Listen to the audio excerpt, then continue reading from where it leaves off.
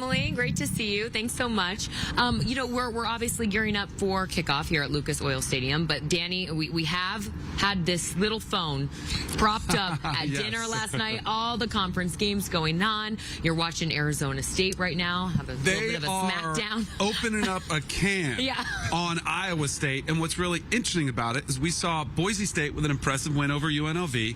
Already the conversation on social media is this impressive enough for Arizona State to potentially leapfrog Boise State and get that fourth, the number 4 seed, and that would mean Boise would be out of that first round bye. So it is impressive. It's incredible. I think they should. Now it'll be one of those decisions the committee will have to make. Wow. Do you think they should jump Boise State too? You know what? Not really, because, and I'm sorry again for the Boise people. Come on, Cardell. Not really, because Boise has been impressive this whole year. Yeah. Arizona State has found lightning in the bottle the last half of the season. It's been looking really good, but Boise has been continuing to incline and looked good all year versus Arizona State. Yeah. All right. Well, let's get into our matchup as we continue to watch this game in front of us a little bit. Wandering eyes. We have yet to discuss this coaching matchup that we're going to see on this field today. It's Dan Lanning for Oregon and James Franklin for Penn State. I do want to focus on Dan Lanning here because if he gets a win today, he will surpass Chip Kelly for the most wins in the first 3 seasons as head coach for Oregon. Do you think Dan Lanning is the best coach in Oregon history, Cardell? You know what? I think he's in that conversation now. Only 3 seasons under his belt. I think he's continued to go in the right direction. Everything he has done to this point, have an opportunity to compete for a national title this year as well. But, I mean, I would like to see the longevity a little bit more. I think in 3 more years, he's still there and doing some of the things he's doing, those conversations are more realistic. I agree with Cardell. I just want to see it over a longer span of time. Because Chip Kelly had a couple 10-win seasons. I mean, he did it over year after year after year. Neither of them have captured a national championship yet for this Oregon program. I think if Dan Lanning does that, then that will promote him over Chip Kelly in the all-time Oregon head coach debate. Yeah, I mean, Chip Kelly took Oregon to a national championship game and came up just short against Auburn. He's been there. Lanning feels like he's on the path. This always gets me nervous when we talk about a team. Like, oh, yeah, they're the number 1 team in the country. They're going to win it all this year. They still have to do it, right? And it starts with tonight. It's kind of that, to secure their spot as the number 1 seed. If he wins this game and he does make that deep run and he does, I mean, if he gets a national championship, then it's hands down. But let's see what happens. Can he actually do it? I think he can. He's a great mind. He's a great recruiter. He has lived up to every bit of expectation that Oregon fans and the national college football landscape had for him. Okay, so what you're saying is I'll ask you that question in just a few weeks and we'll get a confirmed answer. All right, this is a matchup that we all did not envision. We did not see Penn State here. Before we get a little bit deeper into that and their path to ND, I want to take you back to November 16th and when we were discussing our pregame show what Penn State had to do to get to Lucas Oil Stadium. Take a listen to this. Here's our own Mackenzie Brooks. Penn State, only a 10% chance to make this playoff because they really got to start to thread a certain needle here, and they need other teams to do other things. So we'll dive into that first. You need Ohio State to beat Indiana because that just washes Indiana out of this competition. You got to knock out one of the guys for you. But then you need Michigan to knock out Ohio State, so now you're just the front runner rising to go play Oregon. So again, we give them a 69% chance to win out, and then they need these things to happen as well. So that's what Penn State's road looks like, and that's why it's such a small margin for victory here because of everything that you need here. Do you guys think this is realistic? I hope not. Not for his sake, but my goodness. But that's the one, obviously, the Ohio State, Indiana, they're favored. Michigan, Ohio State, it is the game that Michigan's won 3 years in a row. I don't mean to bring up bad stuff, but I think this is a different one. Yeah, I don't think it's very risky. I think it's a pipe dream. A pipe dream from our own Danny Canal. Do you not remember that? I cannot believe Boney, our producer, just sold me out like that. Sold you out, man. You can always count on him. Not calling out Bones. Our producers are supposed to make us look good. I was busy admiring the turtleneck, but not to mention it was the first time I've ever been wrong. Yeah. But the thing that was crazy about that, and it goes back to how wild Ohio State losing to Michigan is, because I think all of us were in agreement that that was what they needed to happen. They needed to take care of their business, but the way their schedule unfolded, that wasn't the part that was unreasonable. It was that Ohio State would get beat by Michigan, and sure enough, that happened, and that's why we're here. The pipe dream came true. Yeah, but they also almost had a big slip up at Minnesota, winning by 1 or 2 points. But yeah, they did everything they were supposed to do and got a little help from the Buckeyes, from the Wolverines, and ultimately got them here in Indy. Well, I look at it from this perspective. A lot of us didn't expect Penn State to be here. We've even talked to some Penn State fans, and they didn't expect to be here. So what's the environment going to be like tonight? Is it going to be an overly Oregon crowd? Is this going to feel like a home game for Oregon? Or is there going to be more people for Penn State show up, even though it's a kind of a surprise, a last-minute trip? Right. I mean, this is a last-minute trip for Penn State fans, so we'll see if they make it. Yeah, it's been funny as we're out and about, some of the bars and restaurants that we've been to so far, seen a lot of Penn State fans, and you'll see an Ohio State fan walk by and they're like, hey, man, thanks so much. We appreciate it. But I don't know, what do you guys think? You get a sense that there's more Penn State fans here? I totally believe that. Yeah, absolutely. Everywhere we've gone, I've seen nothing but Nittany Lions jerseys. I see the Nittany Lions throwback bombers. I'm seeing all types of Penn State apparel. I haven't really seen very much of Oregon. I actually spent a little bit of time at Oregon's hotel last night. Met up with an old teammate of mine, Dallas Wormack, who coaches for Oregon now. But that was really the only time I saw any Oregon gear. That's the only time I saw any green and black and green and gold, anything. So it could feel like a home game for Penn State tonight. My guess is 70% Penn State, 30% Oregon. And this is, I don't want to say a problem, but this is something that we knew coming into this, that fans, it is expensive to travel to multiple postseason games. I talked to a buddy of mine, Tony Graziani, played quarterback at Oregon. He's excited anybody about the success they've had. I said, are you coming to Indy? He goes, no, I think I'm going to wait for the Rose Bowl. Like, that's the mindset is, if you're going to have to travel multiple times, is this the game you want to come to? When if you lose, it doesn't matter. You're like, you're still going to get to play, so you're going to go somewhere, so you save up your money. It's something that I don't know how you fix it. It's just a reality. So how big of a factor do you think the crowd will play, especially for Penn State today, Cardell? I think huge. Because last time they was here, 2016, ultimately getting that W, and then James Franklin under so much scrutiny about his top 5 matchup record and some of the things he's unable to do in those situations. This team they're not happy just to be here.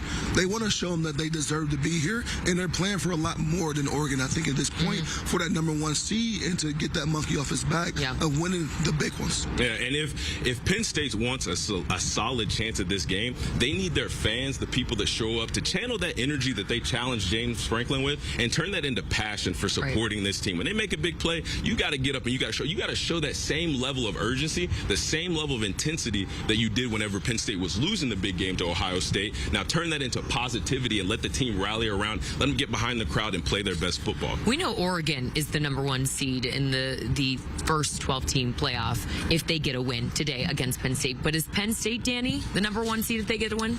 I think it depends.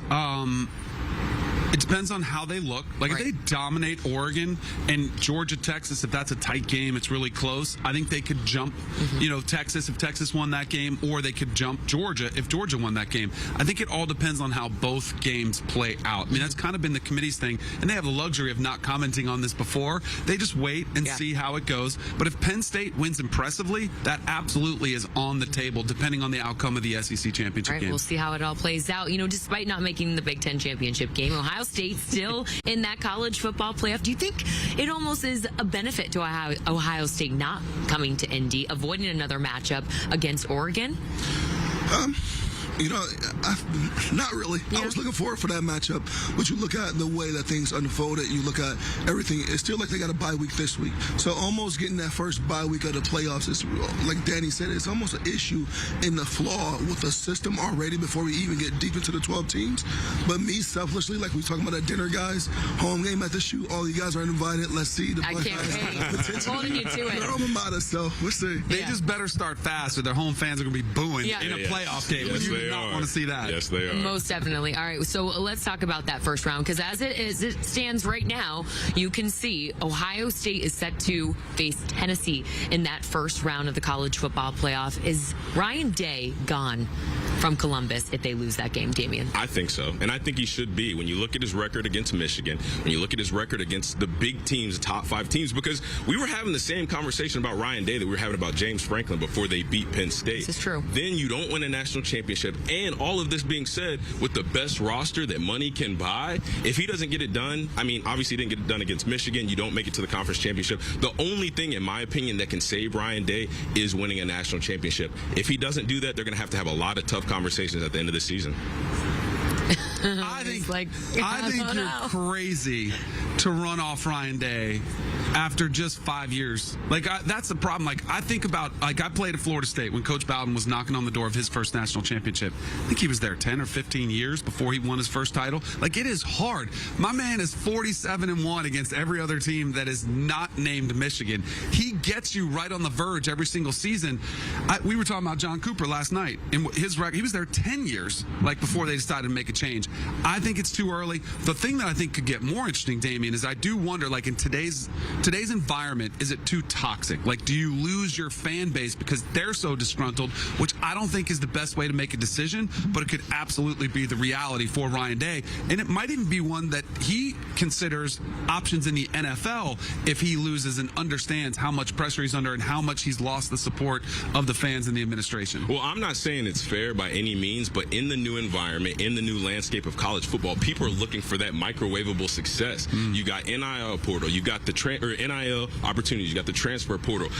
Fans, boosters, the people that are pouring all this money into these kids, they don't want to see championships and now. They don't want to see it in 5 years. They don't want to see it in 6 years. Now, again, is this fair? Absolutely not. Nick Saban didn't win a national championship in his first 2 years. A long list of some of the greatest coaches. It took time for them to build these foundations. Well, guess what, people? We're not in that era anymore. So is it fair? Probably not. But is it the unfortunate reality that Ryan Day and other head coaches in college football have to deal with? Absolutely. Yeah, I think that's a tough question because you look at everything he's been able to do leading up to the, coming short against Michigan and then 1-3 in the playoffs so far. But I think he's still the right guy for the job. I said this earlier in the season about Marcus Freeman after Notre Dame lost to NIU. I'm not on the fire of coach bandwagon, especially early on in his career as a head coach, not just coaching Ohio State. He's a young head coach when it comes to his experience, and we see the things he's been able to do on a high level, and a few slip-ups is usually outweighing all of those things. So I'm not for it yet. I think he has a lot of opportunity to right his wrongs and then start with this season and get into the playoffs. And, he still got a chance to win a national title. All right, as we put a bow on this, you're in Columbus all the time. Do fans feel the same way as you feel?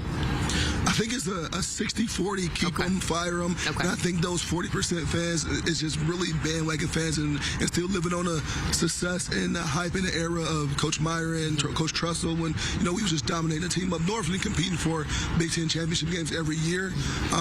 But I said this so many times this week, if I can pick one, national title or beating Michigan, I'm picking the national title. All right, we'll leave it there. We have to hit a quick break, but much more from us when we return here at Lucas Oil Stadium. The stage is set. It is Penn State, the number 3 team in the country, taking on the number 1 team in the nation in Oregon. We have full coverage here on CBS Sports HQ, but kickoff is slated for 8 p.m. on CBS. More from us when we return. We take a look across the conferences as championship weekend is underway. Who or what are we buying high or selling low on? That's next. Stay with us.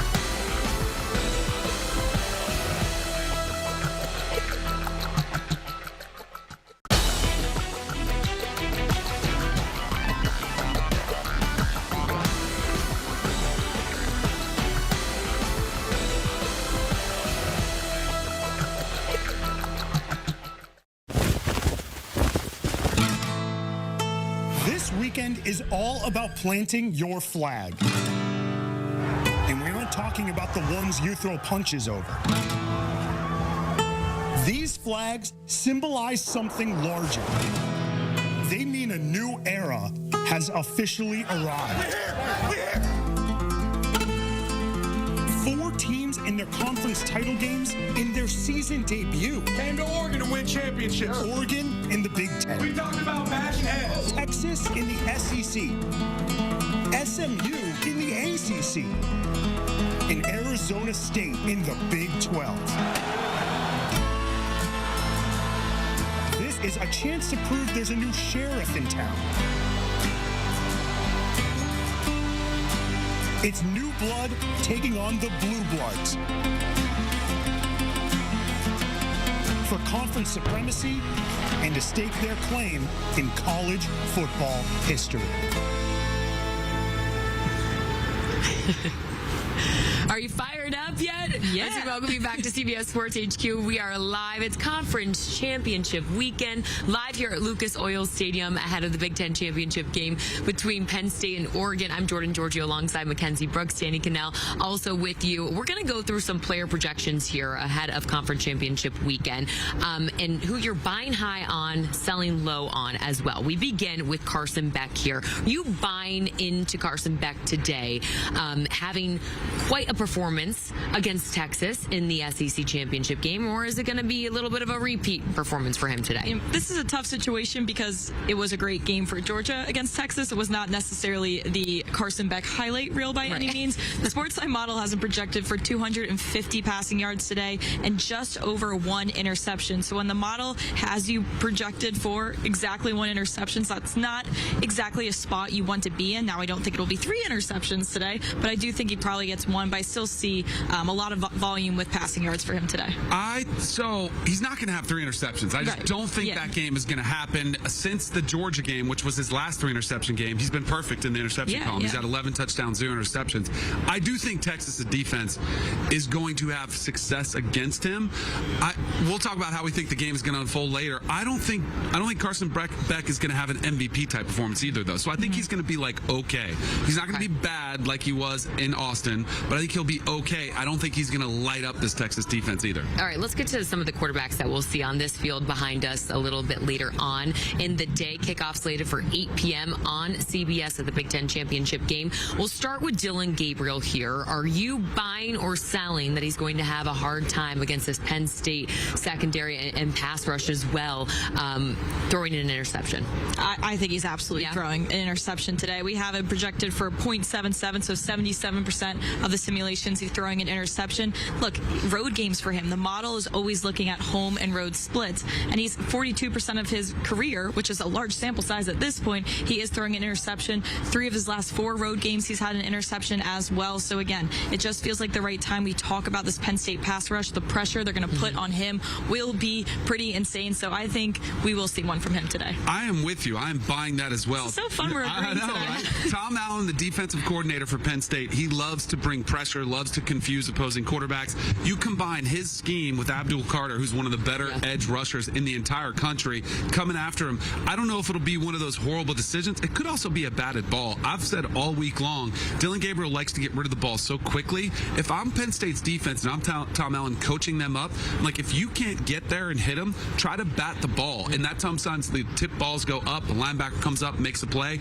I think he'll put one in the arms of a Penn State defender today as well. Ooh, all right. This is very odd. Both of them are green. It only took the whole season, I guess. All right, let's get to the other sideline. We have Drew Aller. Are you buying or selling that he'll throw for over 200 passing yards today? I'm going to sell on that. I think Penn State finds tremendous success today. I think they could absolutely win this game outright, but the game plan does not involve Drew Aller passing yards through the air, right? We only have him projected for 170. I say only, but again, this should be a game on the ground. They should want to eat the clock. They should want to stay on the ground, keep that Oregon offense off the field. So for me, it is a success successful Penn State game, maybe just not a Drew Aller stat-padded game. Okay. We were talking about Abdul Carter for Penn State, Mateo Uyunglele for Oregon, Nice and Jordan Birch. pronunciation. Right? I mean, I Love practiced that. because Yeah, he's back too. his brother's at Florida State, Yeah. so I didn't want to bring that up again because it kind of hurts still. They last week against Washington, they had 10 sacks and 16 tackles for loss. It was one of the best defensive performances of the year by any team. Drew Aller, it's not. I don't think that's what they want to do either. No. They don't want to get in a shootout with Oregon. They don't want You to. don't want a game in a shootout. Right, exactly. So I think they'll try to pay attention to the play clock a little bit more. I think you'll see more a steady dose of Singleton and Katron Allen. So all of that would mean Drew Aller under those 200.5 passing yards. All right. Last but certainly not least, your golden child, SMU quarterback Kevin Jennings.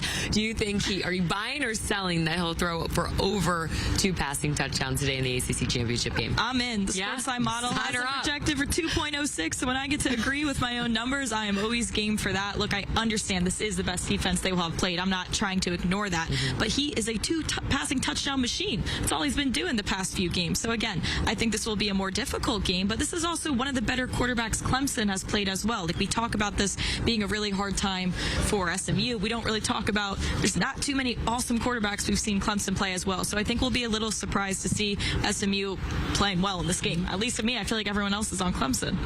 I don't know. I am on Clemson, but I'm mad at myself because I feel like I'm just going with the brand and the blue blood and the team that's had more success. Right. But their defense is really good. And last week against South Carolina, they didn't get torched by the Norris Stellars through the air. They got torched by them on the ground. I do think they'll have a game plan for Kevin Jennings to keep him in control. And their defensive line, it will be the most athletic, most physical defense that SMU has faced all year. So I'll sell. All right, Opposite sounds sides. good. We had to find there one. it is. We Full knew circle it of the was season. coming. We had to wait till the last one. All right, thanks so much for joining us here at Lucas Oil Stadium. We need to remind you, Danny is in for quite the weekend. Hopping on a plane right after this so we can be there at CBS Sports HQ for our live college football playoff selection Sunday coverage. We'll have the final rankings reveal starting at noon. Reaction analysis with Josh Pate, Danny Cannell, as I mentioned, and our own Brandon Marcello, and also bracket breakdowns and sports line projections.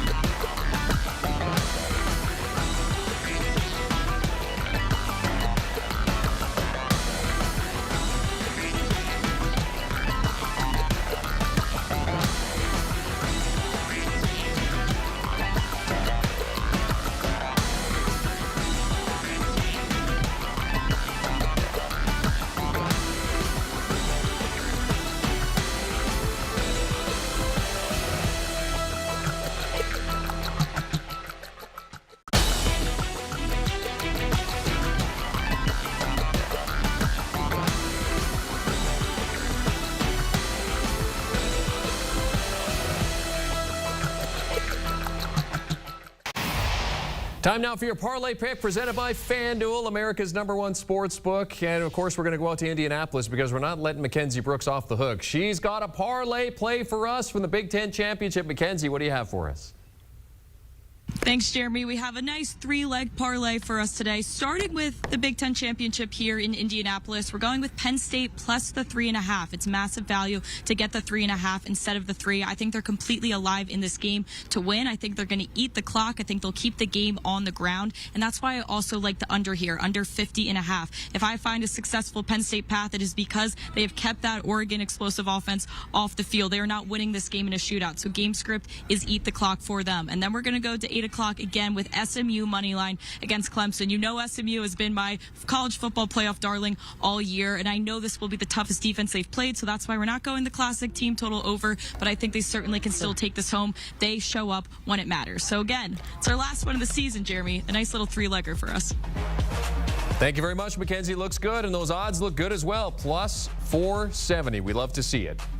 Make every pass, run, and win mean more with FanDuel, America's #1 sportsbook. Right now, new FanDuel customers can get $150 in bonus bets if your first $5 bet wins. Just download the FanDuel Sportsbook app today to get in on all the action.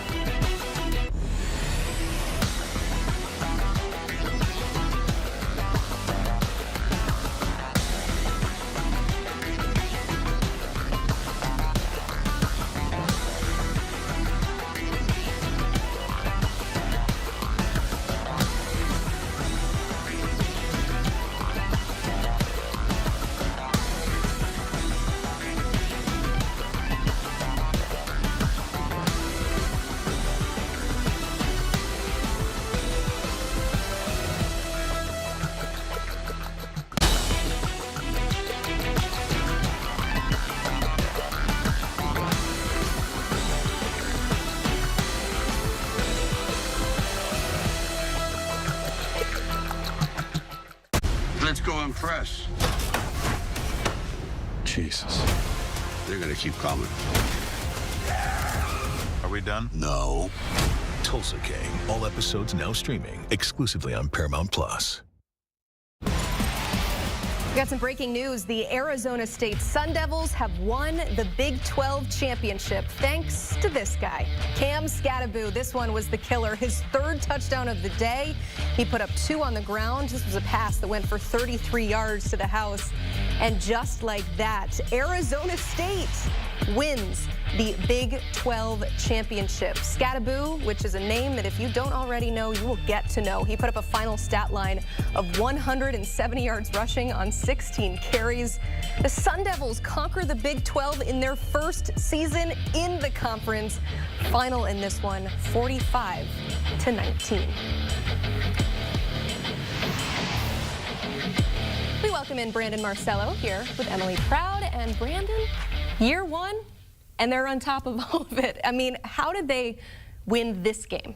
Well, they just beat up Iowa State in the trenches. Cam Skattebo just did what he does. And if you haven't been watching Arizona State this season, yes, they can throw the ball. Sam Leavitt, the quarterback, has been very proficient. But what they do is when they come down to crunch time, they need Cam Skattebo to deliver. And you saw it today, just breaking tackle after tackle, outrunning everybody in the open field. One of the best players in college football. And I wonder if he might be on some Heisman ballots, maybe in the top 3 going into Monday. He was striking the pose at halftime, but for good reason. He had already put up over 100 yards by the break. He already had 2 touchdowns, and things were pretty much solid from there in the second half. But when we talk about his performance today, he showed up to the field wearing a jacket that said boredom kills, and certainly nothing boring about the way he played. That's just the way that he plays football, though.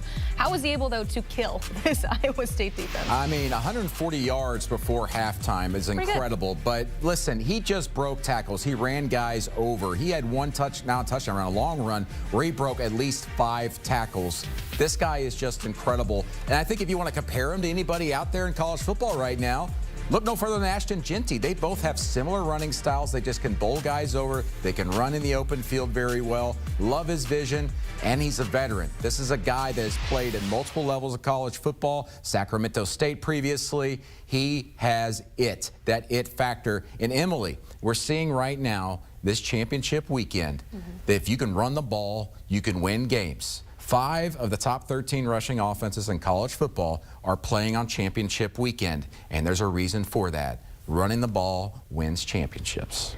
Yeah, but the old adage is defense wins championships, and we saw a lot of that too, though, from the Sun Devils. 3 turnovers in that second half, 3 on 3 straight drives, which was pretty impressive. I know Kenny Dillingham was really excited about that after that third quarter. What can that do to help them in this postseason run they're about to go on? Well, that's the thing. Is like they continue to be in the plus margin there in the turnover margin, and that's a fantastic development. And it really, you know, we always talk about the middle 8 of games, that being the most important aspect of everything. And Arizona State dominated it. You know, Iowa State really needed to open up that second half with a touchdown drive, I thought, just to stay in the game. Instead, you have fumbled the ball away. You have 3 straight turnovers on your 3 first possessions there in the second half. You're just not going to be in the game if you do that type of stuff, especially against a team that can run the ball as effectively as Arizona State. Before we look at big picture for Arizona State, I want to tie a bow on Iowa State, because while they will still play in a bowl game, they will not be playoff bound. But this was still a historic season for Iowa State. What's kind of your final thoughts on this squad? Yeah, they fall short of a conference title. You know, would have been the first one since 1912. It's a very long time. A long time ago. I think that was the same year the Titanic sank. So it's been a very long time. But listen, Iowa State winning 10 games for the first time in their program history, that is huge. That is gigantic for them. Matt Campbell has always been like a constant there. He always gets the winning ways going there. The culture is there. How can you build off of this? Because this was a very veteran team. You're going to lose a lot of pieces going into next season.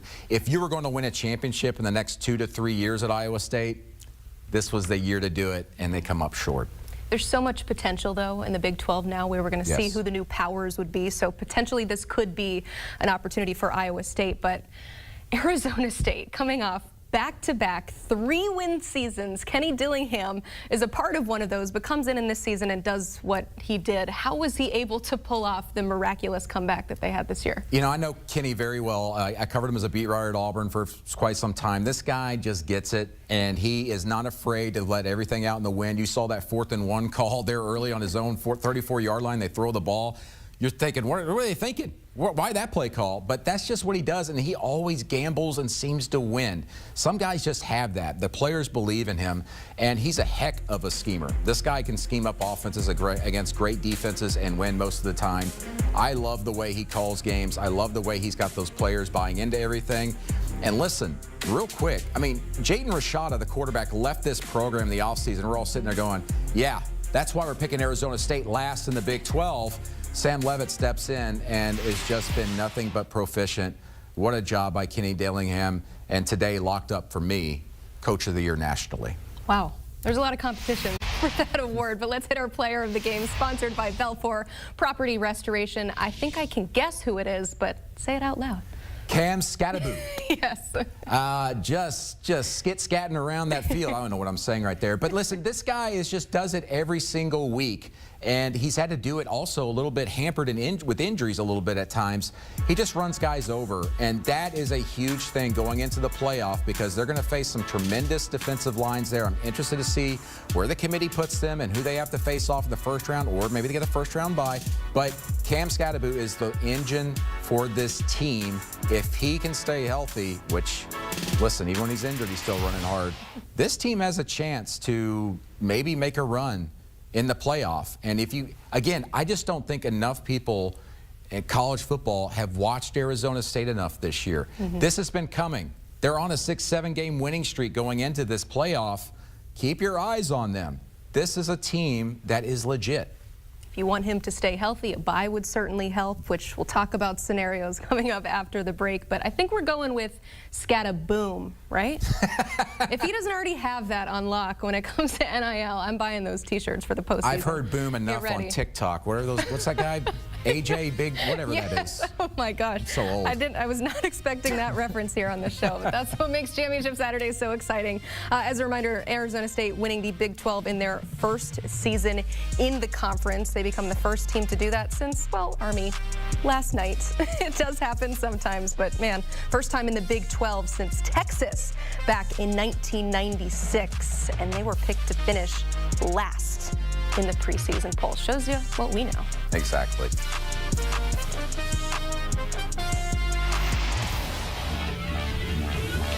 And coming up, we'll continue to talk about the fallout from Arizona State winning the Big 12 championship. Where does this put them in the playoff bracket? Our experts discuss.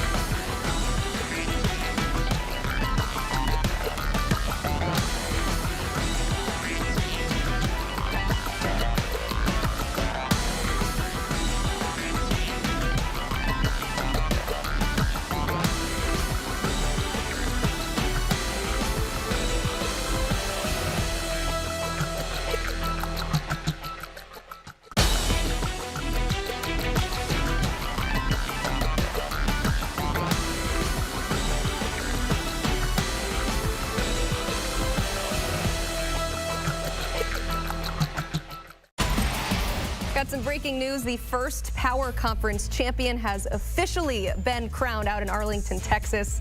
It's the Arizona State Sun Devils on top of the Big 12 for the very first time. What does this mean for the postseason? That's what we're about to talk about. Let's welcome in Brad Crawford to the conversation with Brandon Marcello, Emily Proud, and Brad, I'm going to waste no time at all. Will they get the spot over Boise State? Was this enough for the Sun Devils? It looked very good scoring that many points at AT&T Stadium, but unless the selection committee shows recency bias, I do not think it'll be enough. I still have Arizona State as the last team in, 12 seed, getting the auto bid as the Big 12 champion. Sam Leavitt, Cam Skattebo certainly looked great today against Iowa State. Iowa State picked a bad time to play its worst game of the season, but the committee has had Boise State inside its top 10 for a reason. They respect Boise State. Boise State beat UNLV Friday night by 2 touchdowns on its home field. That's 2 top 25 wins. Arizona State now has 2 top 25 wins, BYU and Iowa State. So for right now, I think Boise State still gets that first round bye. And I think, simply put, we've been talking about this even in the pregame show, that if Clemson beats SMU tonight, it's just a simple state of saying, hey, number 3 is Boise State, and then number 4 is a Big 12 champion. Do you agree with that, Brad, or do you see something potentially there for the committee to discuss further? I think there's a chance that, based on what happens in tonight's ACC championship game, that's kind of where this Boise State-Arizona State thing is going to play out. If SMU wins, then it comes down to those 2 teams. Clemson wins, then I think both these teams, Boise State and Arizona State, have first-round buys.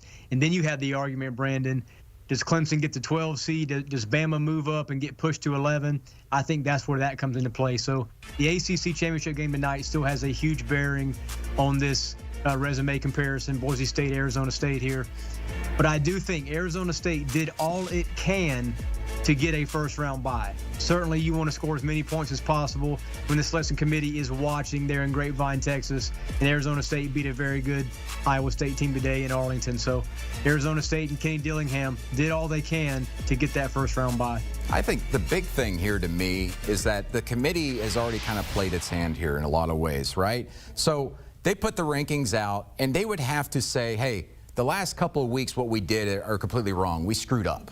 And so Arizona State's going to jump 5 spots for beating a top 20 team and jump ahead of Boise State in that scenario. I know that a lot of us, we were talking about this in our Slack chat at work. You know, we're a TikTok generation and everything like that. We're always like in the moment. I think we've gotten too caught up in what's happening this championship weekend. You can't jump a team that high. So, for example, Brad, you know this from recently. South Carolina goes on the road and beats Clemson. A top 20 win on the road. What happened to South Carolina? They only went up 1 spot. So why are we talking about Arizona State jumping 5 spots ahead of Boise State? Ideally, though, the committee says that they reevaluate after each week. They're looking at it as a whole, not necessarily jumping from what happened last week to this week, but we look at it as that because that's the only new data point that we have. Brad, I mean, what's your take on that? Well, and to make Brandon's point, the 4 teams ahead of Arizona State right now in the rankings do not play this weekend. So Arizona State, of course, looks better than those 4 teams because we don't have an extra game to see those 4 play. Do I think Arizona State's a better football team than the three-loss SEC teams and Miami ahead of them? No. Do I think Arizona State's better than Miami? Yes, likely so because it has 2 top 25 wins when Miami has 0. But the big key for me, it just comes down to, you know, how do they grade Boise State's win over UNLV 21-7 Friday night with Jeanty getting over 200 yards? And then how is that graded with Arizona State's win today over Iowa State? So still a lot to be discussed. Miami's on the outside looking in, though. There's no chance for Miami. I know they were 12 last week. Miami is out. Just let Ashton Jeanty and Cam Skattebo settle it over an arm wrestling match. And that's how we'll figure out the seeding. Yeah. Who can dodge the most tackles? I think that's a fair fight between the 2 of them. So are you saying, Brad, that style points probably won't matter in this argument since both teams, Boise State and Arizona State today, got some style points in their conference championship victories? Yeah, I don't think it will matter. I don't see Arizona State getting a first-round bye based on Boise State's season-long body of work. The committee, by the way, still really loves that loss at Oregon for Boise State. And if Oregon goes 13-0 tonight with a win over Penn State, that probably strengthens Boise's spot there as a first-round bye team in the G5 champion too. So I don't think it's going to be enough, but it will not surprise me if Arizona State does jump over Boise. We heard Brandon's take on this team in the postseason in Arizona State as far as how far that they could go, because we're seeing a lot of success from teams that combine the running game with defense, and we saw both of that for the Sun Devils. So I want to get your take on it, Brad. How far can this Arizona State team go in the bracket wherever they start? I don't think anybody wants to play Arizona State right now, right? South Carolina coach Shane Beamer said all week that, the Gamecocks were a team that nobody wants to play. Well, after watching what Arizona State just did to Iowa State, I wouldn't want to play the Sun Devils in a first-round game whatsoever if I'm maybe that 5 seed. Maybe it's Notre Dame. Maybe it's the loser of Texas, Georgia, or maybe it's Oregon if Penn State upsets them tonight. So Arizona State, it's kind of like the wild card playoffs in baseball. They're the hot team right now. They've won 5 straight games, and Cam Skattebo was probably a Heisman finalist based on what he did today. I don't want to tackle that guy either. When I'm late in the season playing my 14th, 15th game, I'm making a business decision at that point. But that'll be interesting to see what Arizona State does in the postseason and, of course, where they end up in the bracket. And that is something that we will discuss at length tomorrow. Brandon Marcello will be here on the desk with me as we give you analysis and reactions of what we get from the playoff selection committee. It's gonna happen. We will have a bracket. We will discuss it. You should join us tomorrow at noon to break it all down.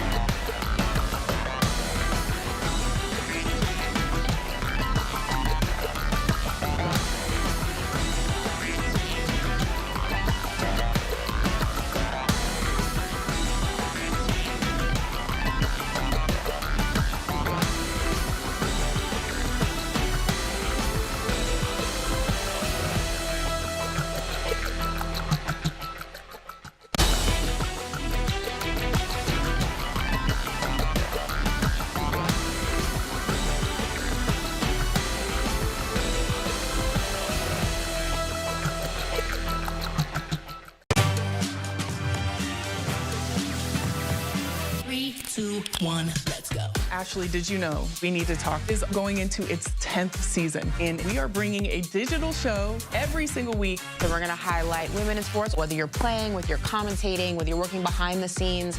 I'm looking forward to us having the platform to lead the charge in that.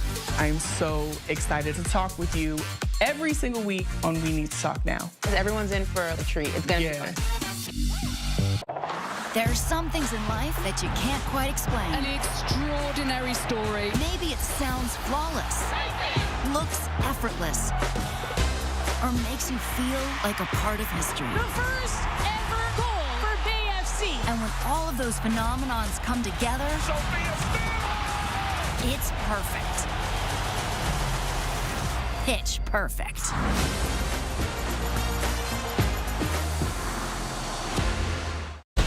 Big 12 championship with a college football playoff berth on the line and a pretty sick WWE belt. Arizona State was picked to finish dead last in the preseason poll.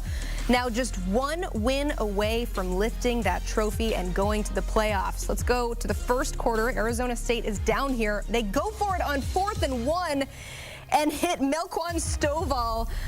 Didn't quite get in. 63-yard gain, but don't worry, his quarterback Sam Leavitt will punch it in a few plays later. Arizona State is up 10-7. He is hype and just continues that energy. In the second, Cam Skattebo taking the handoff, breaking tackles, doing what he does, taking it all the way. No, not quite. 47-yard gain. But don't worry, they'll give it right back to him. He punches it in. Arizona State up 17-10. Look at this. Strike a little Heisman pose there. Shoot your shot. Later in the quarter, Skattebo taking the handoff, fighting to the goal line, scores again. Arizona hits the pose again. Arizona State up 24-10 at the half. 19 rushing touchdowns for him.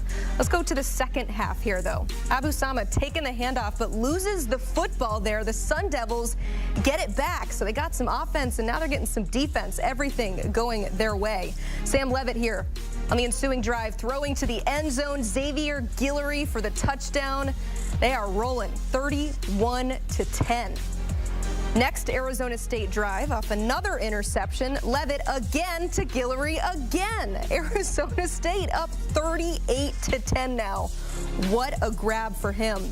The ensuing Cyclones drive, Sama taking the handoff, and oh no, he lost the football again. So once more, yeah, not very happy there. Sam Leavitt's going to take advantage of it with a nice short pass to Skattebo. He avoids a tackle and walks on in for the touchdown. It's the dagger, his third consecutive game with 3 touchdowns, 2 on the ground, 1 through the air. Arizona State winning the Big 12 title in their first season as a conference member. Bring out the Gatorade. I think Sam Leavitt's pretty fired up about winning this championship. And Skattebo posing with the MVP WWE belt. It's a fun time to be in the Big 12. Their first 11-win season since 1996 for the Sun Devils. But this is the best stat. The first Big 12 team ever to win the conference after being picked to finish last in the annual Big 12 preseason poll. They were 100-1 to win the conference. Hope you got those odds, because the Sun Devils are on top of the Big 12. Breaking news from the SEC championship game, where Texas will be without starting left tackle Kelvin Banks Jr. against Georgia. He has been ruled out with an ankle injury he suffered in last week's win over Texas A&M. Redshirt freshman Trevor Gooseby will fill in for Banks in what will be his first career start. Kickoff for that game is just moments away in Atlanta.